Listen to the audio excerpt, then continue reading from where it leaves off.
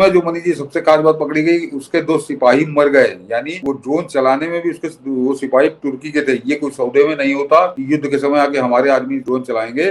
भारत के सबसे बड़े दुश्मनों में से एक और पाकिस्तान का मजहबी दोस्त तुर्की नरेंद्र मोदी के पीएम बनने के साथ ही चल रहा है तबाही की ओर।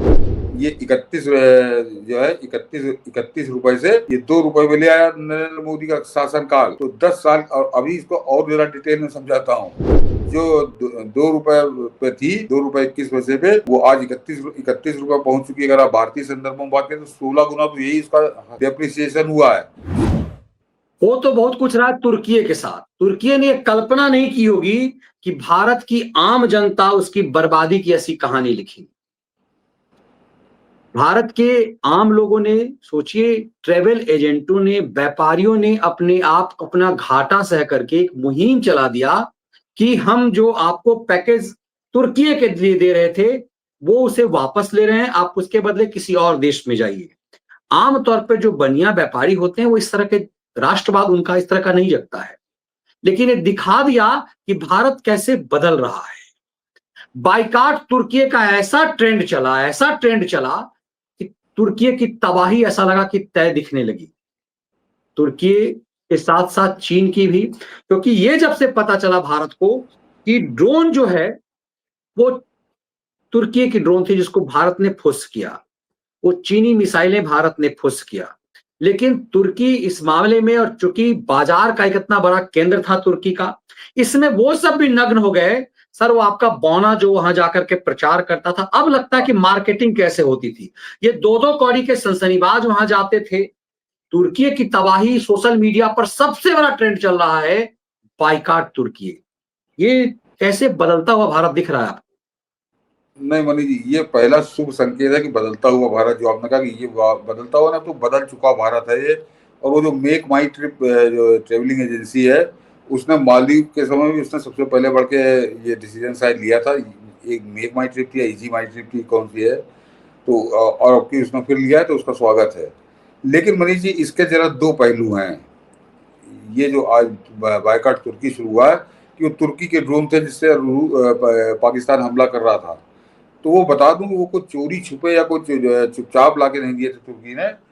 वो पाकिस्तान ने उससे खरीदे हैं। जो लड़ने के लिए हथियार खरीदे जाते हैं, तो पाकिस्तान ने उससे सौदा किया था, वो खरीदे गए थे। उसमें जो मनी जी सबसे खास बात पकड़ी गई, उसके 2 सिपाही मर गए, यानी वो ड्रोन चलाने में भी उसके वो सिपाही तुर्की के थे। ये कोई सौदे में नहीं होता कि युद्ध के समय आके हमारे आदमी ड्रोन चलाएंगे। तो वो एक तरह से अलग जाके उसने, एर्दोगान ने पाकिस्तान की मदद करने की कोशिश की थी। 2 लाशें लेके चला गया।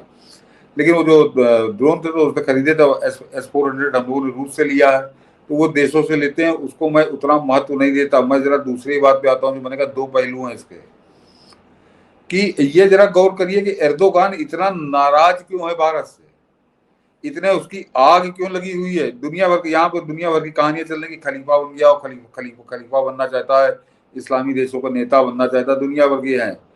मैं बताता हूँ, मेरे ख्याल से हम लोगों ने अभी कुछ दिन पहले ही बताया था, लेकिन आज वो बड़ा प्रासंगिक हो गया मामला, कि एर्दोगान की तबाही का पूरा श्रेय अगर किसी व्यक्ति को जाता है तो उसका नाम है नरेंद्र मोदी। जिस तरह से उन्होंने पाकिस्तान, क्योंकि पाकिस्तान हमसे खुल के लड़ता रहता था, तो पीछे पीछे तुर्की वगैरह लगे रहते थे, तो उन्होंने पाकिस्तान को तो खुल के कहा था कि तुम्हारे हाथ में कटोरा पकड़ा देंगे। लेकिन उन्होंने मेरे ख्याल से ठान तो इसके लिए भी लिया था, इस तुर्की के लिए भी। और उसको जरा, अब आइए जरा ट्वीट दिखा दूं, उसके बाद बात करता हूं।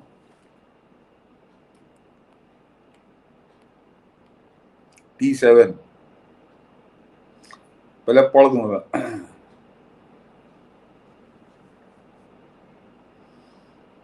जी। भारत के सबसे बड़े दुश्मनों में से एक और पाकिस्तान का मजहबी दोस्त तुर्की नरेंद्र मोदी के पीएम बनने के साथ ही चल रहा है तबाही की ओर। तुर्की में अमेरिकी डॉलर 13 मई 2014 को 2.06 लीरा का था। आज यानी मैं आज की बात कर रहा हूँ, 14 मई की, आज 38.75 लीरा का हो चुका है। विदेशी मुद्रा कोष उसका बढ़ने के बजाय घट चुका है। तबाही की कहानी तारीखें संकेत कर रही हैं। और जरा हिंदुस्तान के संदर्भ में भी समझ लीजिए कि तुर्की कहाँ पहुंच गया है, कि भारत के खिलाफ पाकिस्तान के सबसे करीबी जिहादी मित्र तुर्की की हालत आज ये हो चुकी है कि उसकी मुद्रा 31.16 लीरा से घटकर 31.16 रुपए से घटकर 2.21 रुपए की हो चुकी है। अब ये पूरा खेल 11 बरस में ही क्यों हुआ, यानी जब से मोदी भारत के पीएम बने हैं, यह अनुमान खुद लगाइए और पूरी शक्ति से बॉयकॉट तुर्की ट्रेंड का साथ दीजिए। अब आइए मनी जी ट्वीट दिखा दें, उससे दर्शकों की और समझ में आ जाएगा। 3 ट्वीट हैं और आपको अच्छा लगेगा देख, तब आपको पूरा खेल समझ। हाँ, ये देखिए जो गुलाबी वाला है, इसमें जो है 13 मई 2014 को जो डॉलर था वो 2.06 तुर्की लीरा का था। ये देखिए 2.06 का था डॉलर, और आज की तारीख में 38.75 है। जाके आप गूगल पे चेक कर सकते हैं। तो ये आप समझ रहे हैं, ये करीब करीब 18-19 गुना बढ़ा है। ये परसेंटेज नहीं, 18-19 गुना बढ़ गया है, यहाँ पहुंच गया है लीरा। और अब आइए बगल में मनी जी,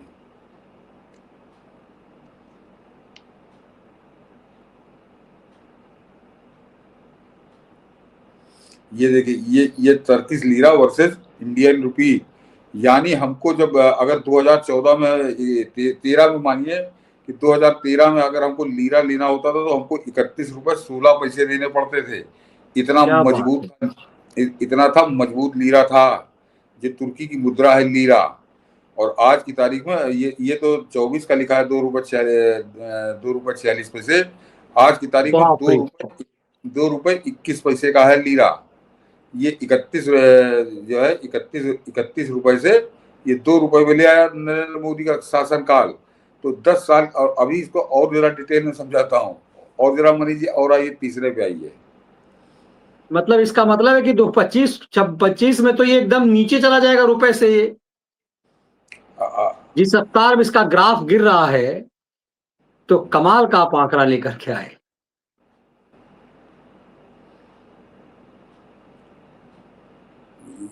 ये बगल वाला दिखाइए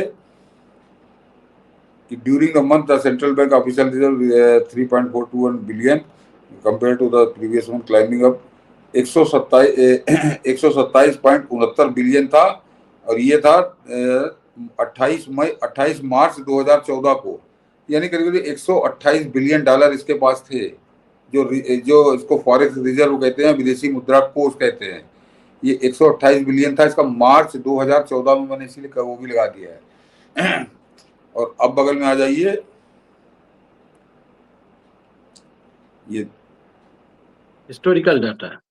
हाँ, अब ये मार्च 2025 में जो है ये 97 बिलियन था। यानी अब जो है 97-98 बिलियन होगा बस। तो 10 साल में जो 128 बिलियन था वो बढ़ना चाहिए था। सारे देशों के बढ़ते हैं, कोई बड़ी अजीब सी बात नहीं कह रहा हूं मैं। वो बढ़ने के बजाय 97-98 बिलियन पे आके टिक गया ये। तो एक तरह से खोखला हो गया, कंगाल कर दिया है प्रधानमंत्री मोदी ने इस एर्दोगान को। और मैं फिर कह रहा हूँ, इसीलिए जो मैंने डेट बताई थी कि 13 मई 2014, उसका मैंने बताया आपको जो डॉलर का रेट है। तो और प्रधानमंत्री मोदी 16 मई को यहाँ रिजल्ट आए थे, 26 मई को उन्होंने शपथ ले ली थी। तो और जरा एक कोई कारण बता सकते हैं, और जरा इसकी महत्ता समझिए, इसकी गंभीरता समझिए, जो आंकड़ा मैंने बताया है, और भारत की ताकत समझिए। ये जो बिलबिला रहा है तुर्की, इसकी 2 कौड़ी की औकात नहीं है भारत के सामने। जरा अब बताता हूँ कि तुर्की मनीष जी, वो खलीफत जब खत्म हुई थी उसके बाद वहाँ कमाल अतातुर्क आया, उसने तुर्की का बड़ा उद्धार किया। उसके बाद से फिर वो चला गया, तो ये सरकारें आती रही। तुर्की कायदे से हमसे ज्यादा पहले से आजाद है। और वो जो 70-80 साल के अंदर जो तुर्की की मुद्रा जो थी डॉलर के मुकाबले 2 रुपए भी थी, वो आज की तारीख में 38 रुपए 75 पैसे भी आ गए। तो यानी जो 70-80 साल में 2 रुपए पर टिकी हुई थी, 2-3 रुपए पे, उसको किस तरह से भारत ने 10 साल में प्रधानमंत्री मोदी ने तोड़ा है। हाथ पांव तोड़, मतलब सीधी सीधी शब्द यही है कि हाथ पांव तोड़े हैं, गिरा गिरा के पटक के मारा है। कि आज वो अब वो 39 करीब पहुंच रही है, 38 रुपए 75 पैसे। तो 38 रुपए 75 लीरा, 38.75 लीरा अगर है, तो आने वाले समय में जो मनीष जी सही कह रहे हैं कि पता नहीं कहाँ पहुंचेगी, 50 ना पार कर जाए 2-3 साल के अंदर। तो ये तबाही जो है, ये जो अपने मनीष जी थोड़े लोग देख रहे होंगे, जो इकोनॉमिक्स समझते होंगे या इकोनॉमी से जुड़े रहोगे, उनकी समझ में आ रहा होगा कि पिछले 10 साल में तुर्की का कितना बुरा हाल हुआ है। कि जो 2 रुपए पे थी, 2 रुपए 21 पैसे पे, वो आज 31 रुपए पहुंच चुकी है। अगर आप भारतीय संदर्भ में बात करें तो 16 गुना तो यही इसका डेप्रिसिएशन हुआ है, 16 गुना। परसेंटेज पे बात नहीं कर रहा हूँ, और बाकी डॉलर वाले मामले में आपने देख लिया। तो इसका ये सोचिए कि वहां के आम नागरिकों की या पूरे देश की क्या हालत हो चुकी है आर्थिक रूप से। तो ये है बड़ा कारण उसका, जो जला बैठा है, भुना बैठा है, भारत के खिलाफ इतनी आग में उतरा है। तो अब वो सिवाय खिसियाहट के, झिलझिलाहट के, तिलमिलाहट के और कुछ नहीं है उसका। और वो जो मुस्लिम उम्मा वाला है, तो एक भिखारी वो, दूसरा भिखारी तुर्की, ये दोनों भिखारी मिलकर क्या उखाड़ लेंगे भारत का, ये अभी आपने 3 दिन के युद्ध में देखा है। और अब की अगर युद्ध हुआ तो वो प्रधानमंत्री मोदी कह चुके हैं कि ये भिखारी तो खैर खत्म ही हो जाएगा, इसका तो रह नहीं जाएगा। और अभी जो फिलहाल खबरें आनी कि बलूचिस्तान ने अपने आप को आज़ाद घोषित कर दिया है, और संभवतः आजाद अब ये बलूचिस्तान अलग ही हो जाएगा। और तुर्की में मनीष जी महीना भर पहले बड़ा बवाल हुआ था। तो अब की क्योंकि तुर्की खुलकर सामने आ गया, उसकी 2 जवानों की लाशें यहाँ बरामद हुई, जिनको लाशों को ढो के ले गया वो, तो अब सारे सबूत हैं। तो अब की तुर्की में जरा कहर दूसरे तरीके से बरसेगा। अब ये तो ये क्या आपको लग रहा है कि तुर्की को ये पता था कि नरेंद्र मोदी उसकी तबाही तय कर रहे हैं? उसका जो मजहबी नशा था, जो ये जो जिहादी नशा जो पाकिस्तान को याराना निभा रहा था, उसकी ठुकाई हमें आज परिणति दिख रही है। आपको याद होगा, ये महातिर मोहम्मद जो मलेशिया वाला था, ये तुर्की वाला अर्दोगान जो था, और पाकिस्तान, ये तीनों मिलकर के एक नया उम्मा बनाना चाह रहा था सऊदी अरब के पैरेलल में। उसको नष्ट किया। पहले सबसे अधिक सजा दी मोहम्मद महातिर को, वो औकात में आया, बुढ़ऊ, वो भी बुढ़ऊ था, वो भी निपट गया। उसके बाद इजराइल।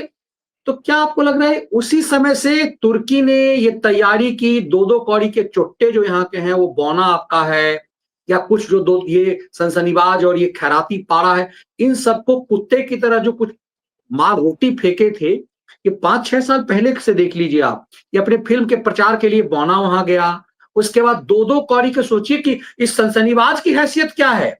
ये इस मतलब इस लेवल के, ये चुट्टा जो आपको, ये बलात्कारी पांडे का भाई है, इस स्तर के लोगों को खैरात बांटा गया कि हमारी मार्केटिंग करो, हमारी तुर्की के प्रचार करो, उसके पर्यटन का।